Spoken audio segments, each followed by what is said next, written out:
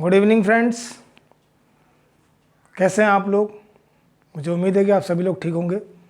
मेरा ही स्वास्थ्य कुछ दिनों से ठीक नहीं चल रहा था, जिसके कारण से मैं कोई वीडियो नहीं लेकर के आ पा रहा था। 3-4 दिन हो गए हैं और मुझसे रहा नहीं गया। स्वास्थ्य खराब के अंतर्गत भी जो है अपने छात्रों का भला सोचते हुए सोचा कि नई वीडियो थोड़ी सी चाहे छोटी सही लेकर के आऊँ। मेरे से बहुत ज़्यादा बोला नहीं जा रहा है, लेकिन फिर भी एक प्रयास रहेगा। इस वीडियो को अंत तक देखिएगा और ये ज्योग्राफी को कंटिन्यू करने जा रहे हैं। अभी इससे पिछली वीडियो में हम लोगों ने सौरमंडल के बारे में देखा था। सौरमंडल में से हमने कहा था कि जो है आगे सारा का सारा अध्ययन पृथ्वी का ही करना है, तो अब पृथ्वी का अध्ययन करेंगे। टॉपिक पाने से पहले आप लोगों से आग्रह करना चाहूँगा कि जो लोग पहली बार इस चैनल पर आए हैं, इस चैनल को सब्सक्राइब कर लीजिए, एक लाइक कर दीजिए और अपने फ्रेंड्स को ये वीडियो शेयर भी करें। और वीडियो को अंत तक देखें, इसमें बहुत काम की चीज़ें आप लोगों को बताई जाएंगी और वो सारे तथ्य जो हैं पेपरों के दृष्टिगत बहुत महत्वपूर्ण होते हैं। और बहुत सारी किताबों में तो ये फैक्ट्स मिलते भी नहीं, अगर मिलते हैं तो बिखरे मिलते हैं। मैं सोचूंगा कि कंबाइंड आपको पृथ्वी समझ में आए कि पृथ्वी कैसे आई और पृथ्वी के अंदर आपका इंटरेस्ट पैदा होगा, जिससे कि आप आगे वाले फैक्ट्स को अच्छे तरीके से याद कर सकें और समझ सकें। चलिए आइए शुरू करते हैं पृथ्वी के बारे में। तो पृथ्वी जो है, पृथ्वी और सूर्य के बारे में हम लोग सबसे पहले करते हैं कि पृथ्वी और सूर्य। देखिए, जो सौरमंडल है, सौरमंडल का निर्माण सूर्य से ही हुआ है। तो पृथ्वी का निर्माण कहते हैं कि लगभग 4.6 अरब वर्ष पहले जो है पृथ्वी का निर्माण सूर्य से ही हुआ, इस अग्निपिंड से। तो उसके पश्चात जब पृथ्वी बाहर निकल करके जब पृथ्वी बनी, तो पृथ्वी का स्वरूप कैसा था। तो उस पृथ्वी के स्वरूप को अगर देखें तो पृथ्वी का स्वरूप शुरू में कुछ ऐसा था कि पृथ्वी जो है एक गेंद की भांति एक चारों तरफ पानी के अंदर तैर रही थी, यानी एक बाल्टी में एक गेंद की भांति तैर रही थी। इस संबंध में जो है कि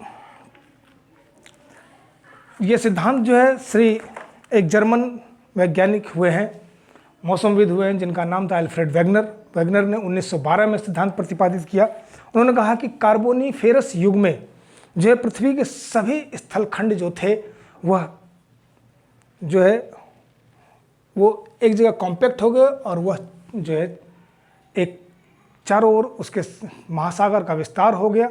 और ये जो महासागर जो था इसको उन्होंने पैंथलासा कहा, और जो ये ठोस भाग था उसको पैंजिया कह करके पुकारा। दिस इज द पैंजिया, यानी पृथ्वी कुछ ऐसी थी, ये पैंजिया थी और यह पैंथलासा, अर्थात पैंजिया पैंथलासा के बीच में तैर रहा था।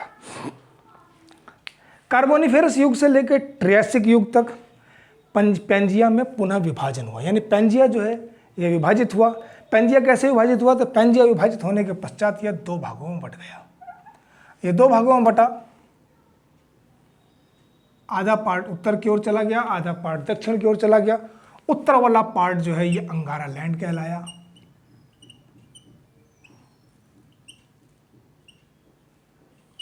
और दक्षिण वाला जो भाग था ये गोंडवाना लैंड कहलाया।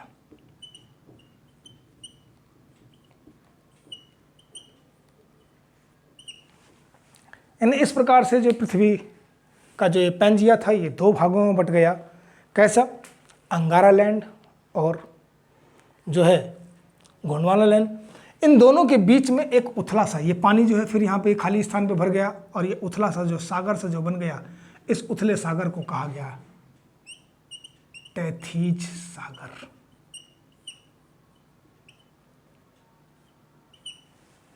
आज इसी जगह पर हिमालय स्थित है। ठीक, जुरासिक युग में जो है गोंडवाना लैंड में भी जो है आगे गोंडवाना लैंड में भी विभाजन हुआ, और गोंडवाना लैंड में भी और अंगारा लैंड में भी, इन दोनों में भी जो है विभाजन हुए। विभाजन के फलस्वरूप जब गोंडवाना लैंड की बात करें तो गोंडवाना लैंड से जो है का विभाजन के फलस्वरूप जो है दक्षिणी अमेरिका महाद्वीप, अफ्रीका महाद्वीप, प्रायद्वीपीय भारत, मेडागास्कर और ऑस्ट्रेलिया और न्यूजीलैंड जैसे द्वीपों का निर्माण हुआ, महाद्वीपों का निर्माण हुआ।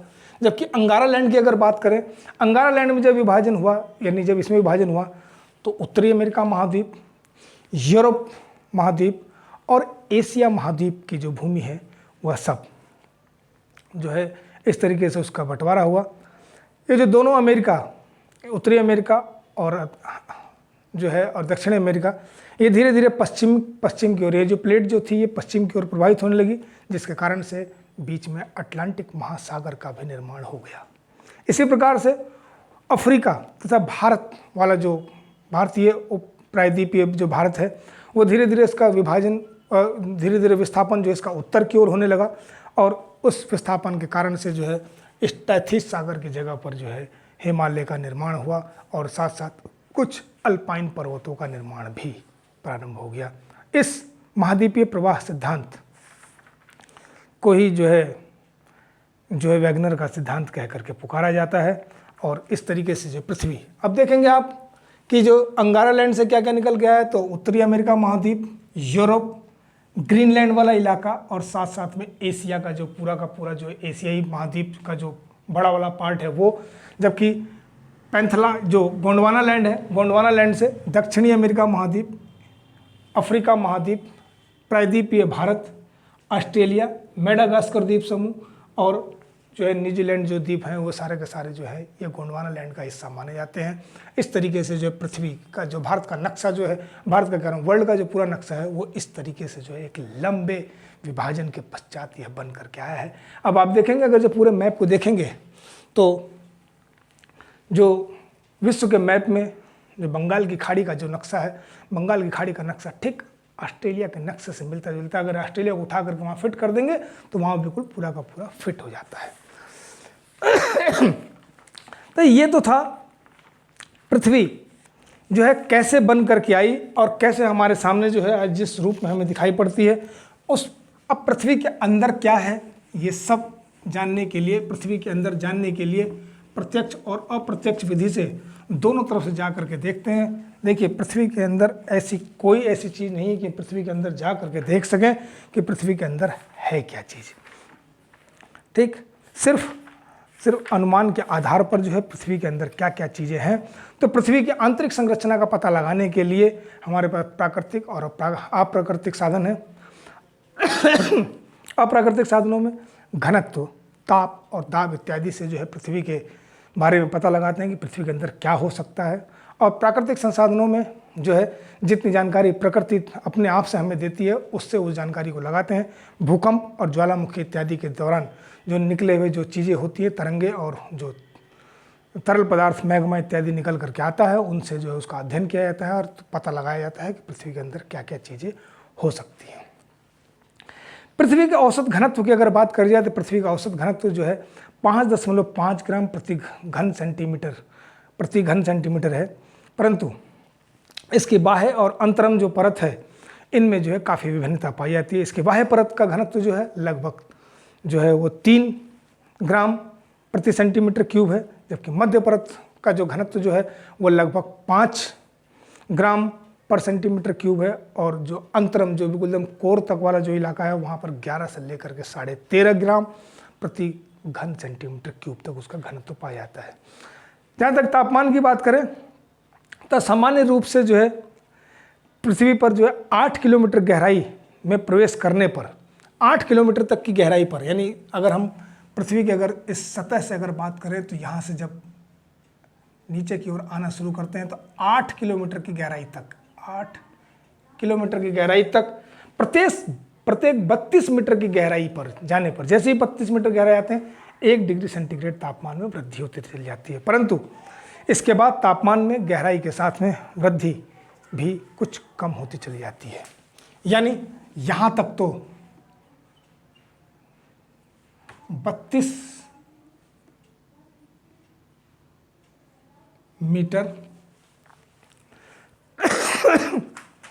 मीटर में 1 डिग्री सेंटीग्रेड तापमान बढ़ जाता है। 8 किलोमीटर तक ये प्रक्रम चलता रहता है। उसके पश्चात जो है इसके बाद यहाँ से लेकर के 100 किलोमीटर तक की अगर बात करी जाए तो 100 किलोमीटर तक यह प्रक्रम जो है प्रत्येक किलोमीटर पर 1 किलोमीटर पर यह 12 डिग्री सेंटीग्रेड तक बढ़ता है। 1 किलोमीटर 12 डिग्री सेंटीग्रेड तापमान बढ़ता है। और उसके बाद जो है प्रत्येक जो है 300 किलोमीटर की गहराई पर जो है, इसके बाद जो है 300 किलोमीटर की गहराई तक अगर जब जाते हैं तो प्रत्येक 300 किलोमीटर पर 2 डिग्री सेंटीग्रेड, 300 किलोमीटर पर 2 डिग्री सेंटीग्रेड तापमान बढ़ता है। और उसके पश्चात जो है 1 किलोमीटर, यानी इसके बाद अगर जब देखा जाए तो फिर जितना भी है वो 1 किलोमीटर की गहराई पर 1 डिग्री सेंटीग्रेड तापमान बढ़ता चला जाता है। इस तरीके से पृथ्वी के क्रोड का तापमान जो है वो अलग जो है काफ़ी अधिक रहता है। इतने ताप पर कोई भी चीज़ अपने नेचुरल अवस्था में नहीं रह सकती है। यही कारण है कि पृथ्वी के अंदर जो है प्रत्यक्ष विधि से कोई भी चीज़ जानकारी प्राप्त नहीं की जा सकती है।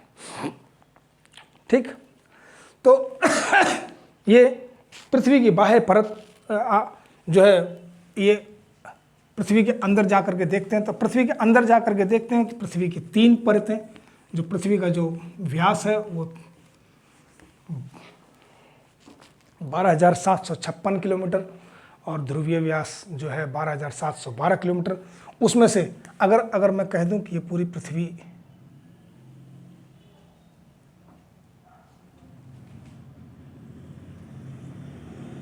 का जो है, तो अगर मैं ये केंद्र कह दूं तो इस केंद्र में से क्या करते हैं, इसमें से एक पीस को ऐसे करके बाहर निकाल लेते हैं।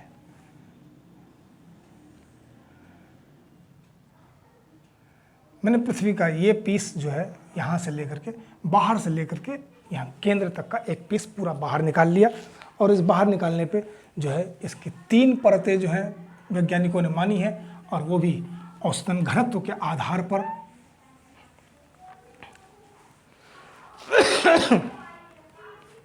ठीक, तो ये सबसे ऊपरी परत,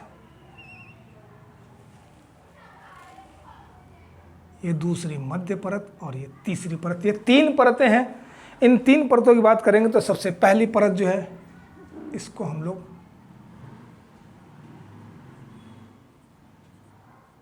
भूपर्पटी कहते हैं। भूपर्पटी, क्रस्ट।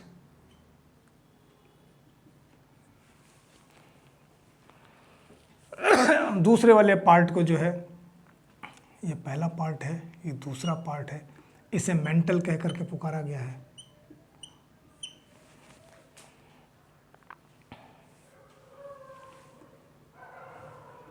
और इसे जो है क्रोड कह करके पुकारा गया। ये 3 पार्ट हैं पृथ्वी के अंदर, यानी पूरे के पूरे लगभग 6-6.5 हजार किलोमीटर मोटा पार्ट है ये, जिसमें से आप मोटे तौर पे कह सकते हैं कि जो ये वाला पार्ट है यह 30 किलोमीटर मोटा है। कहीं कहीं पर जहाँ जहाँ पर उच्च पर्वत है वहाँ पर जो है ये परत लगभग जो है 80 से 100 किलोमीटर मोटी हो जाती है, और जहाँ पर ये परत पतली होती है वहाँ पर यह जो है 18 और 20 किलोमीटर मोटी भी रह जाती है।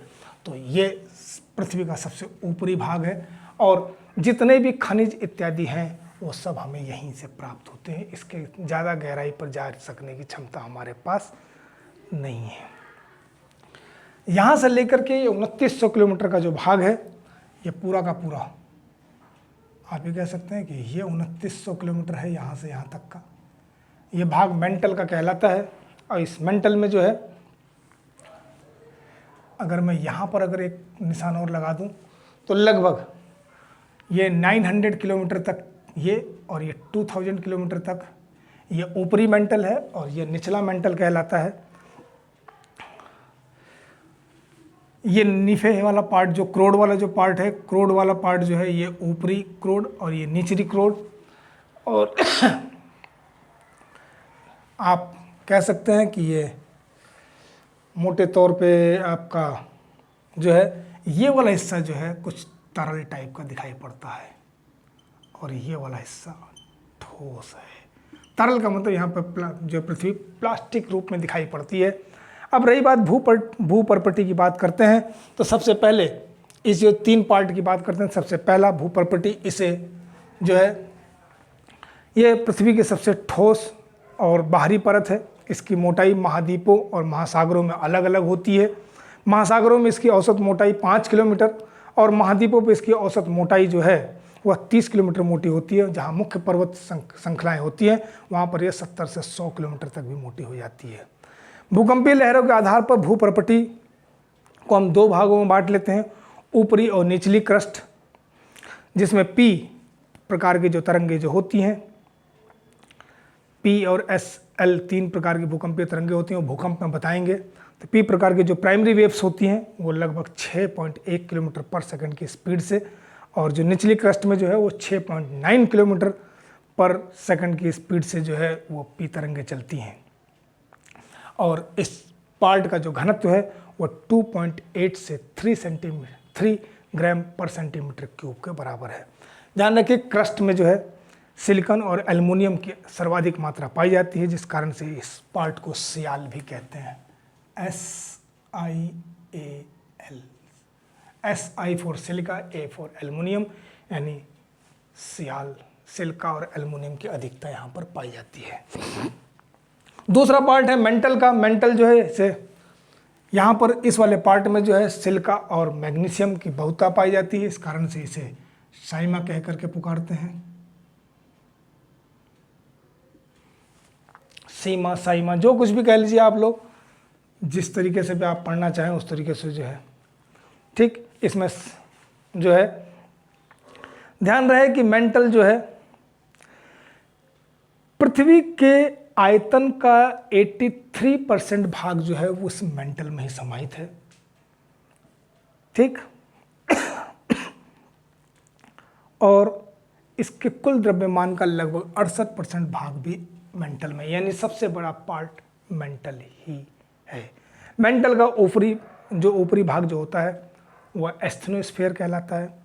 इसका विस्तार लगभग 400 किलोमीटर तक माना जाता है, और ज्वालामुखी उद्गार के दौरान यहीं से मैग्मा निकल करके बाहर आता है और धरातल पर पहुंचता है, और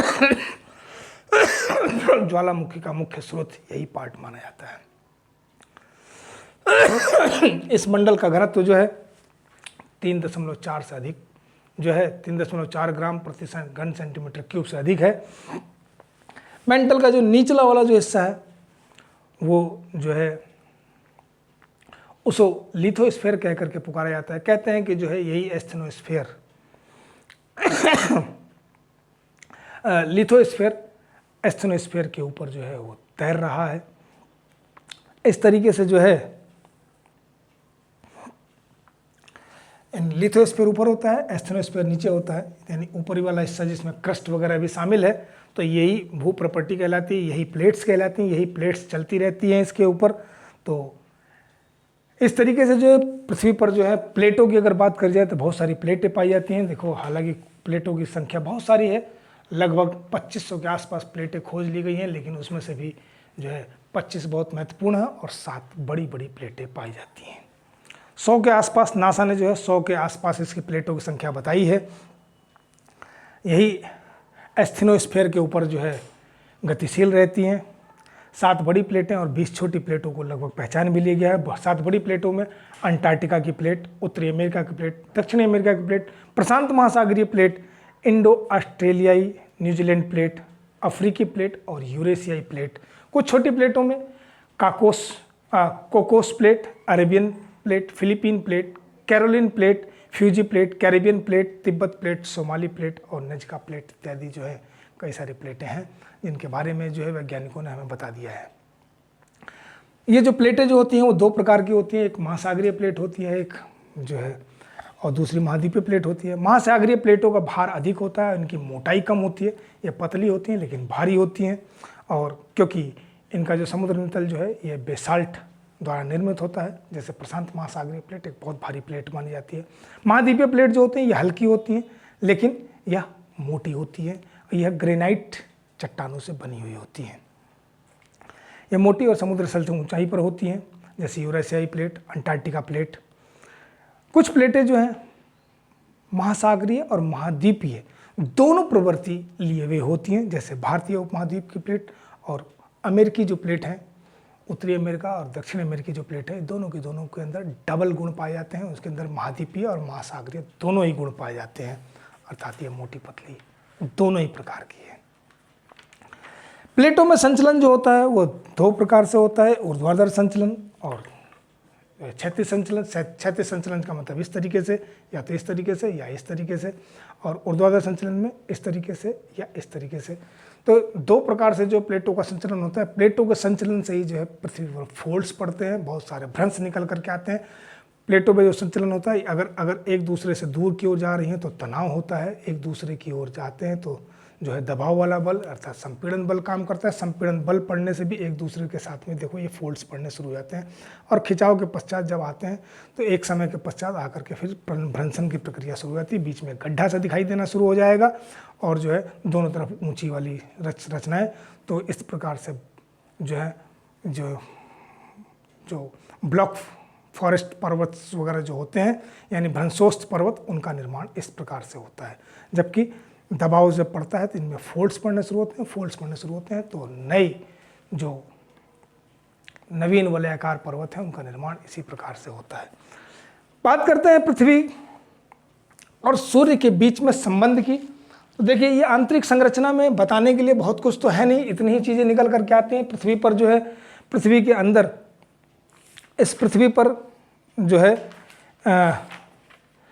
पृथ्वी के भूपटल पर क्या क्या चीज़ें हैं उसकी आंतरिक संरचना की अगर बात करें तो जो भूपर्पटी या भूपटल की संरचना है, उस भूपटल की संरचना में जो है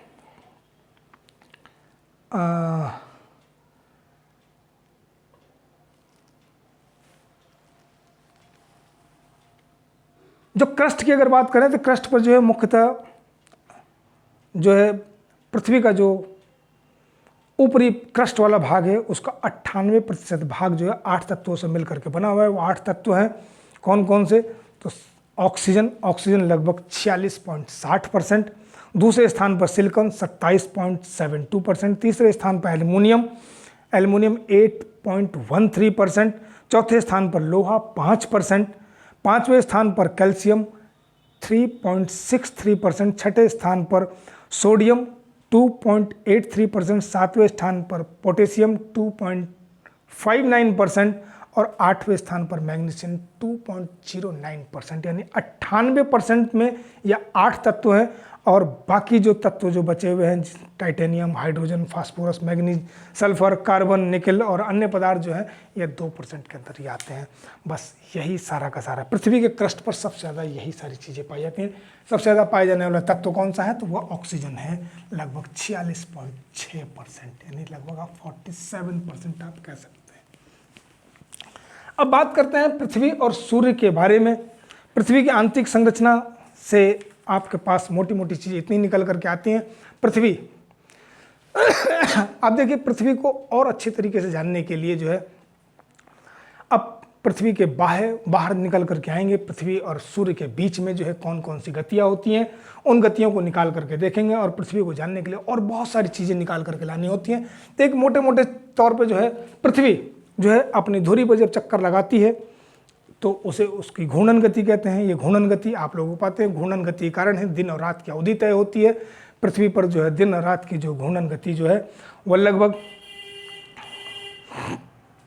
23 घंटे 56 मिनट में जो है घूर्णन गति पूरी हो जाती है। लगभग 24 घंटे का मोटा मोटा अंतराल रहता है और यही एक दिन रात की अवधि होती है।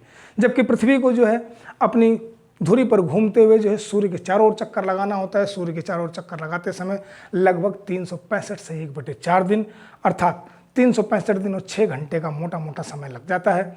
और इसी को जो है इसकी वार्षिक गति जो है वो पृथ्वी की जो वार्षिक गति कहते हैं। और ये दीर्घ वृत्ताकार कक्षा में चक्कर लगाते हुए जो है सूर्य की परिक्रमा करती है। इसको उसका परिक्रमण काल कहते हैं, यानी रिवोल्यूशन। और घूर्णन का मतलब होता है रोटेशन। ध्यान रखिएगा कि छोटे छोटे इन शब्दों से भी फर्क पड़ जाता है। कभी कभी घूर्णन और जो है परिक्रमण और परिभ्रमण दोनों में कभी कभी चक्कर निकल करके आया था। परिक्रमण का मतलब परिक्रमा करना, परिक्रमा का मतलब सूर्य के चारों ओर परिक्रमा का, परिभ्रमण का मतलब अपनी जो है धुरी पर जो है उसे चक्कर लगाना। ठीक, तो जब पृथ्वी सूर्य के चारों ओर दीर्घवृत्ताकार कक्षा में चक्कर लगा रही होती है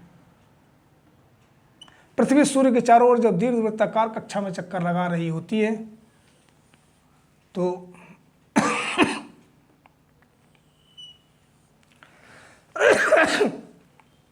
एक दिन पृथ्वी जो है पूरे एक वर्ष के दौरान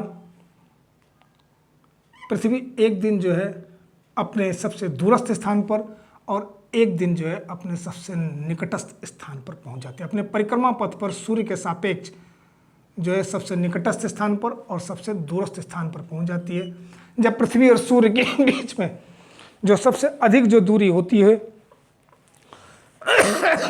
वह उस स्थिति को अपसौर कह करके पुकारा जाता है। यानी ये सूर्य और पृथ्वी के बीच की जो ये दूरी है इसे अपसौर,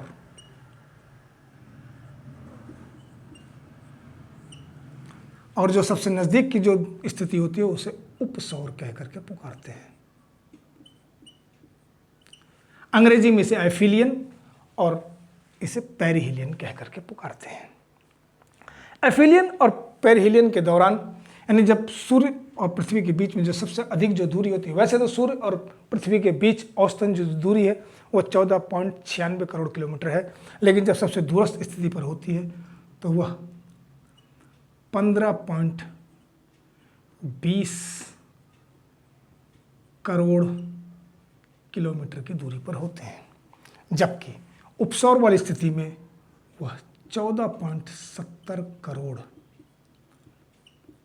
किलोमीटर की दूरी पर स्थित होते हैं। ठीक, अब जो है अपसौर की जो स्थिति होती है सूर्य और पृथ्वी के बीच जो सबसे दूरस्थ वाली जो स्थिति होती है, जो अपसौर की स्थिति होती है, वह 4 जुलाई को अक्सर होती है और जो सबसे नज़दीक की स्थिति होती जो है वह 3 जनवरी को होती है। अब ये तिथियों से संबंधित प्रश्न पेपरों में पूछ लिए जाते हैं, इसलिए जो है आप लोगों को ये फिगर ये याद रहेगी। इस तरीके से जो है चीज़ों को याद किया जाता है। अब पृथ्वी के बारे में जानने के लिए जो है इस पृथ्वी पर जो है कुछ तमाम काल्पनिक चीज़ों की जो परिकल्पना की गई है, जिससे पृथ्वी को जानने के लिए जो है हम उसको जानना चाहेंगे, जिसमें अक्षांश और देशांतर रेखाएं आती है, उसको हम अगले टॉपिक्स पर निकाल करके लाने की कोशिश करेंगे। आज का टॉपिक जो है वो इतना ही काफ़ी है, क्योंकि देखिए मेरे से भी बोला नहीं जा रहा है और जो है बहुत कम बोल करके भी आप लोगों के लिए थोड़ी थोड़ी वीडियो अगर रोज़ रोज़ आती रहेगी तो आप लोगों का रिदम बना रहेगा और आप लोगों के लिए बेहतर रहेगा कि आप लोगों को याद करने के लिए। देखिए ये तथ्यात्मक चीज़ें हैं, तथ्यों को आप लोग खूब अच्छी तरीके से याद कीजिए। उसके बाद जब अक्षांश और देशांतर को आप अच्छी तरीके से समझ जाएंगे तो आप पूरे भूगोल को अच्छी तरीके से समझ पाएंगे। अगर वो नहीं समझ में आएगा तो आप लोगों को भी जो भूगोल समझने में कठिनाई उत्पन्न होगी। इसलिए मैं चाहूँगा कि आप लोग अपनी अगली वीडियो का इंतज़ार करें।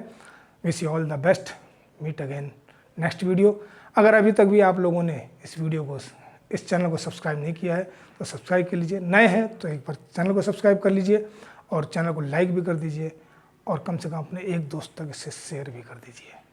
वीडियो बनाने में बहुत मेहनत लगती है दोस्तों, आप लोगों का प्यार मुझे सदैव मिलता रहेगा, मुझे उम्मीद है। Wish you all the best. आप लोगों का जो एग्ज़ाम जो है 31 दिसंबर को एक पेपर होने जा रहा है वीपीडीओ का। वीपीडीओ के एग्ज़ाम के लिए जो है अग्रिम बधाइयाँ भी सही आप लोगों के लिए। ध्यान रहे कि ये ज्योग्राफी की वीडियो जो है इस वाले चैनल पर अपने चलती रहेगी।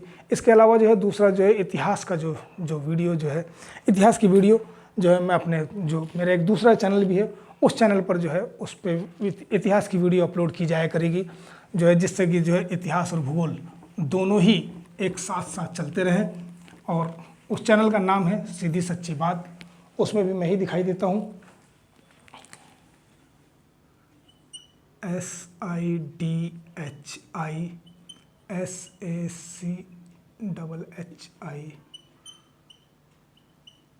ये चैनल का नाम है। इस चैनल पर जब सर्च करेंगे तो वहाँ से जो है इतिहास वाली सीरीज वहाँ पर और ज्योग्राफी वाली सीरीज यहाँ पर लगा करके रखते हैं कंपटीशन बाबा वाले पे।